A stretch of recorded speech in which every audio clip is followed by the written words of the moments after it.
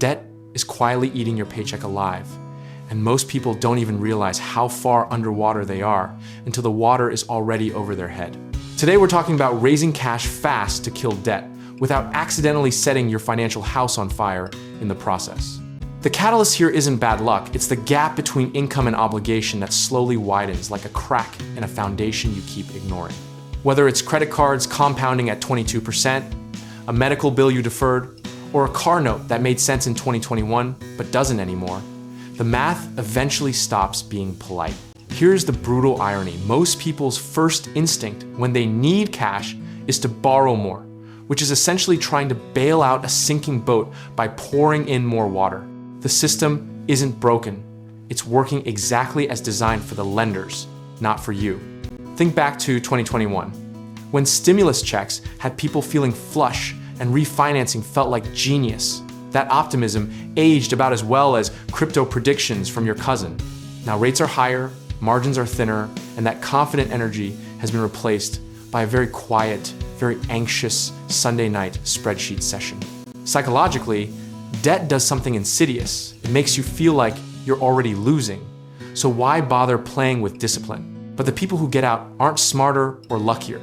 They just stopped making emotional decisions and started treating their finances like a boring, methodical engineering problem. History shows us that every generation faces a version of this. The 1980s had crushing interest rates, the 2000s had over-leveraged households, and the 2020s handed us inflation and a credit binge simultaneously.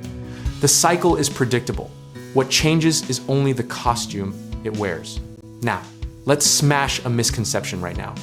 Selling stuff, picking up a side gig, or cutting subscriptions isn't giving up. It's called capital reallocation. And hedge funds do it every single day. You are not failing. You are liquidating non-essential positions like a rational investor who finally read the memo. The fastest legitimate cash levers are things you already own but undervalue marketplace apps for furniture and electronics, gig economy platforms for time and skills, and renting out a room, a car, or a parking space if your city allows it. We're talking about converting sleeping assets into active debt-killing ammunition without touching a credit line. One community truth that keeps resurfacing in every personal finance forum and debt-free group is this. The first $1,000 you throw at high-interest debt returns more than almost any investment you could make, right? Now, you are essentially getting a guaranteed 22% return every time you pay down a credit card, and no index fund is offering you that. The practical framework is simple.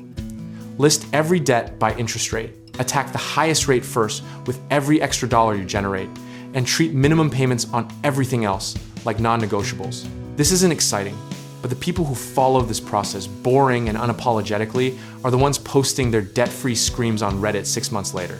Do not, and we cannot stress this enough, do not cash out retirement accounts, take payday loans, or open a new line of credit to consolidate unless you have a professional in your corner who's reviewed your full picture. Those moves feel like relief and function like a trap door. Size your sacrifice correctly. You don't need to go full austerity mode and eat rice for a year. You need to find a sustainable reduction you can maintain for 3 to 6 months while aggressively channeling surplus.